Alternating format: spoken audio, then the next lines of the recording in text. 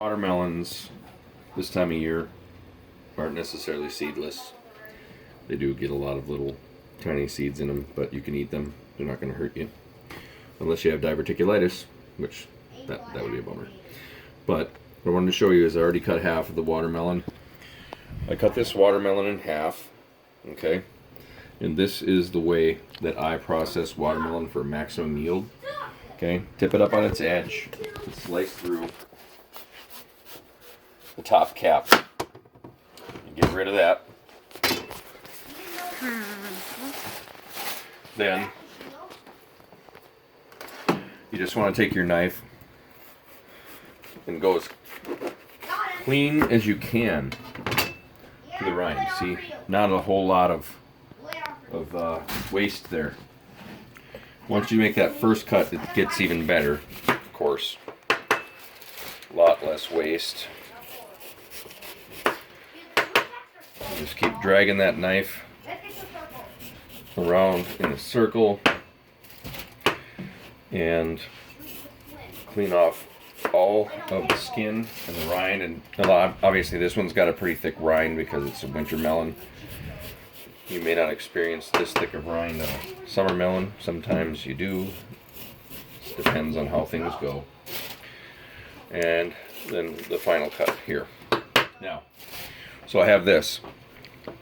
Okay, well now I'm going to once again set it up on its side. I'm going to hold it and I'm going to slice off large circular slices off of it. Okay, and then I'm just going to cut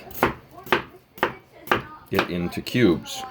Now, your cubes are obviously never going to be perfect unless you're like super obsessive about it. But what it will do is it'll make a ton of bite-sized pieces for you and your family. Always square it up. In other words, cut the square edges, not diagonal edges.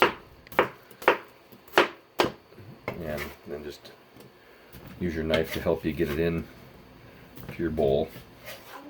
Gotta have a big chef's knife for something like this. Don't use a serrated blade, it's not recommended. They cut great through skin, but I just don't think that it's the best way to go. And you can argue that point with me because I don't care. I'm used to being argued with. I have children. So, anyway, this is one small seedless watermelon, and I'm going to show you the full yield once I'm done here.